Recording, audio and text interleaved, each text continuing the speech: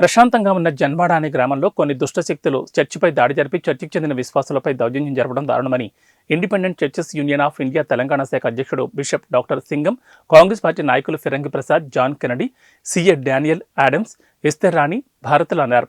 Golconda cross roads ప్రాంతంలోని Mennonite brethren Bethel church parish హాల్లో వారు మీడియాతో మాట్లాడుతూ సెక్యులర్ దేశమైన భారతదేశంలో తెలంగాణ రాష్ట్ర రాజధాని హైదరాబాద్కు కోతవేడి దూరంలో ఉన్న జన్వాడ అనే గ్రామంలో క్రిస్టియన్ మతానికి చెందిన వ్యక్తుల మీద మతోన్మాదులు దాడులు జరపడం ప్రజాస్వామ్యాన్ని కూనిచేయడమేనన్నారు. ప్రభుత్వాన్ని అప్రదిష్ట పాల్చేయడానికి కొన్ని దుష్టశక్తులు కావలసుకుని క్రిస్టియన్ల మీద దాడులు జరిపి భయభ్రాంతులు గురిచేసే ఆలోచన మానుకోవాలని హెచ్చరించారు. త్వరలో తాము ముఖ్యమంత్రి రేవంత్ రెడ్డిని కలిసి వినతిపత్రం ఇవ్వనున్నట్లు తెలిపారు. కార్యాచరణ ఏ విధంగా ఉంటుందో రూపించడానికి ఈరోజు మీటింగ్ ఏర్పాటు చేయడం జరిగింది. ఏదైతే అసంఘిక శక్తులు క్రైస్తవులపై దాడి చేస్తున్నారో దాన్ని తీవ్రంగా ఖండిస్తూ ఇది ప్రభుత్వంపై ఎటువంటి దుష్ప్రచారం కాకుండా ప్రభుత్వానికి మేము సలహా తీసుకోవడానికి, ప్రభుత్వాన్ని అడగడానికి మేము అపాయింట్మెంట్ అడిగినాము. రేవంత్ అన్న గారి ఆధ్వర్యంలో ముఖ్యమంత్రిగా ఉంటుండు. ఆయనపై ఎటువంటి దుష్ప్రచారం జరగకుండా మేమందరం తగిన రీతిగా అన్నను అడిగి, అన్న ఏ విధంగా పోవాలా, ఏ విధంగా మరి క్రైస్తవులకు రక్షణ కలగాల అని అన్నను కూడా అడిగి ఒక సలహా తీసుకొని అందరు క్రైస్తవులు, ట్విన్ సిటీస్ కాదు, తెలంగాణ రాష్ట్రంలో ఉన్న ప్రతి ఒక్క క్రైస్తవుని తీసుకొచ్చి ప్రతి ఒక్కరు వారికి రక్షణ కల్పించాలని అన్న ద్వారా మాట్లాడి ఒక రక్షణ ఏర్పాటు చేసి ఎవరైతే అసంఘిక శక్తులు ఉన్నారో వారిపై ఛార్జ్షీట్ ఇష్యూ చేయమని కోరుకుంటాము. రేపటి కమ్యూనల్ షీట్ ఓపెన్ చేయాలని మేము కోరుకుంటున్నాము. అన్నకి ఈ విధంగా సజెషన్ చేస్తాము. రేపు భరత్ గారి ఆధ్వర్యంలో డీజీపీ దగ్గరికి వెళ్తున్నాము, టైం తీసుకున్నాము. డీజీపీ గారికి మెమోరాండం సబ్మిట్ చేసి క్రైస్తవులపై ఇక మీద ఎటువంటి అక్రమం జరగకుండా, దాడులు జరగకుండా తగిన చర్యలు తీసుకోమని ప్రభుత్వాన్ని కోరుతామని సెలవు తీసుకుంటాం. Thank you. తెలంగాణ రాష్ట్రంలో అట్టుడుతున్నటువంటి ఒక వార్త జరిగినటువంటి సంఘటన జన్వాడ గ్రామంలో మెథడిస్ట్ చర్చ్, పురాతనమైన చర్చ్లో జరిగిన దాడిని చాలా తీవ్రంగా పరిగణిస్తూ ఉన్నాం. ఎందుకంటే ఇంతకుముందు జరిగిన దాడుల కంటే కూడా ఈ దాడి చాలా చాలా ఘోరంగా జరిగింది. స్త్రీలు, చిన్నపిల్లలను చూడకుండా కూడా పెద్ద పెద్ద బండరాళ్ళు, గ్రనేట్ రాళ్ళు విసిరి ఆల్మోస్ట్ చనిపోయే విధంగా కొట్టారు. చాలా పగలు ఏర్పడ్డాయి ఆ గ్రామంలో. ఈ సెక్యులర్ దేశంలో ఇట్లా పగలతో జీవించేటువంటి పరిస్థితి వస్తుందని ఎప్పుడు ఊహించలేదు. ఒక ఊరిలో ఉండేటువంటి హిందూ, ముస్లిం, క్రిస్టియన్, దళితులు అందరూ కలిసిమెలిసి జీవించే గ్రామాలు ఇట్లా భ్రష్టు పట్టిపోతున్నాయి. మత పిచ్చి లేపటం వల్ల మతతత్వపు ఆలోచనలు తీసుకొచ్చి మానవత్వాన్ని మర్చిపోయి, మానవత్వం అనేది లేకుండా ఆ మతాలను బట్టి మనుషులను మరి గుర్తించే పరిస్థితి రావడం దురదృష్టకరమైన దేశంలో.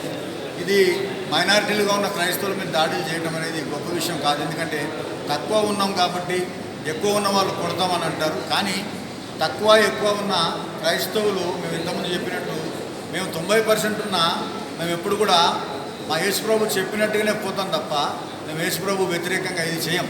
యేసుప్రభు బోధలే పాటిస్తాం, మేము సహిస్తాం.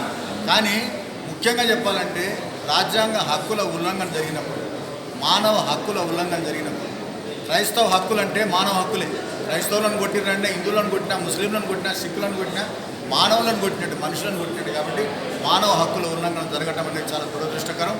మరి అన్ని పార్టీలకు అతీతంగా కమ్యూనిటీ వైజ్గా మేము ఇక్కడ పాల్గొంటున్నాం. కమ్యూనిటీ లీడర్స్గా మరి అన్ని పార్టీలలో ఉన్నటువంటి లీడర్స్, క్రిస్టియన్ లీడర్స్ అందరూ కూడా మరి కమ్యూనిటీ కొరకు పనిచేయాలి. కాబట్టి ఈరోజు కాంగ్రెస్ పార్టీ తరఫున భరత్ గారు, మరి అదే కెనడీ గారు, మరి అదేవిధంగా ఎస్తర్ రాణి గారు, ప్రసాద్ గారైనా వీళ్ళందరూ ఏంటంటే మన కమ్యూనిటీకి ప్రభుత్వం తరఫున ఈ జరిగిన ఇష్యూను ఏ విధంగా రిప్రజెంట్ చేయాలి, ఏ విధంగా మన కమ్యూనిటీ కాపాడుకోవాలి, మరి ప్రభుత్వానికి ఏ విధంగా గైడ్ చేయాలి, ఏ విధంగా మేము సలహా చెప్పాలి అనేది క్రైస్తవ సంఘాల తరఫున వారు సలహాలు తీసుకుంటున్నారు. ఇంకోటి ఏంటంటే గతంలో రాజశేఖర రెడ్డి గారి ప్రభుత్వం ఉన్నప్పుడు కూడా వారు అధికారంలో రాగానే దాడులు జరిగి పాస్టర్లు హత్యకు గురయ్యారు.